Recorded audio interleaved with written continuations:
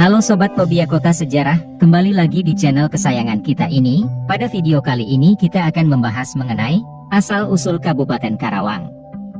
Bila kita melihat jauh ke belakang, ke masa Tarumanegara hingga lahirnya Kabupaten Karawang di Jawa Barat, berturut-turut berlangsung suatu pemerintahan yang teratur, baik dalam sistem pemerintahan pusat.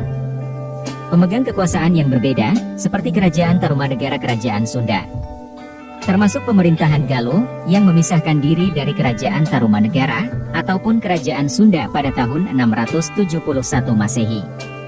Kerajaan Sumedang Larang 1580-1608, Kasultanan Cirebon dan Kasultanan Banten. Sekitar abad 15 Masehi, agama Islam masuk ke Karawang yang dibawa oleh ulama besar Syekh Hasanuddin bin Yusuf Idofi dari Champa yang terkenal dengan sebutan Syekh Kuro. Sebab di samping ilmunya yang sangat tinggi, beliau merupakan seorang hafid Al-Quran yang bersuara merdu.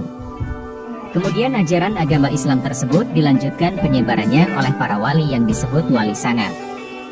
Hanya saja, yang ada di Kampung Pulau Bata, Desa Pulau Kalapa, Kecamatan Lemah Abang Wadas, Kabupaten Karawang, merupakan makom. Nama tersebut sesuai dengan keadaan geografis Karawang yang berawa-rawa, bukti lain yang dapat memperkuat pendapat tersebut. Keberadaan daerah Karawang telah dikenal sejak Kerajaan Pajajaran yang berpusat di daerah Bogor. Karena Karawang pada masa itu merupakan jalur lalu lintas yang sangat penting untuk menghubungkan Kerajaan Pakuan Pajajaran dengan Galuh Pakuan yang berpusat di Ciamis. Sejak dahulu kala, bila orang-orang yang bepergian akan melewati daerah-daerah rawa, untuk keamanan, mereka pergi berkafilah-kafilah dengan menggunakan hewan seperti kuda, sapi, kerbau atau keledai. Demikian pula halnya yang mungkin terjadi pada zaman dahulu. Kesatuan-kesatuan kafilah dalam bahasa Portugis disebut caravan yang berada di sekitar muara Citarum sampai menjorok agak ke pedalaman sehingga dikenal dengan sebutan caravan yang kemudian berubah menjadi Karawang.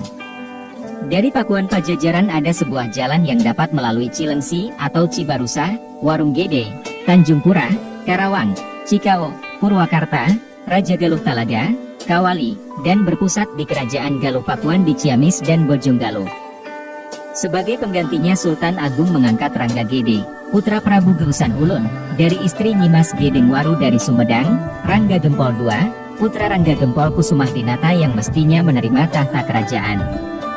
Sejak itu banyak tentara Banten yang dikirim ke Karawang terutama di sepanjang Sungai Citarum, di bawah pimpinan Pangeran Pager Agung, dengan bermarkas di Uduk-Uduk.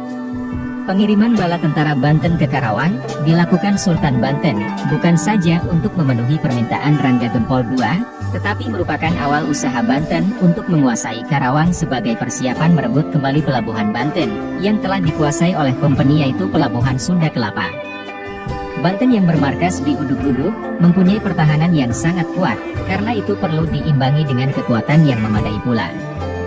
Dua langkah awal yang dilakukan Surengrono membentuk 3 desa yaitu Desa Waringin Pitu, Parakan Sapi dan Desa Adiarsa sekarang termasuk di Kecamatan Karawang, pusat kekuatan di Desa Waringin Pitu.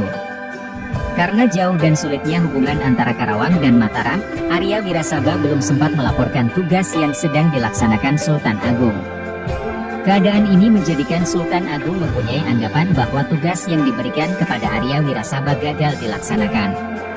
Putra kedua Arya Wirasaba, yang bernama Sacanagara bergelar Arya Wirasaba III, berpendirian sama dengan Arya Wirasaba I dan II, tidak mau tunduk pada Belanda, serta tidak meninggalkan misi sesepuhnya, yaitu memajukan pertanian rakyat, irigasi dan syiar Islam.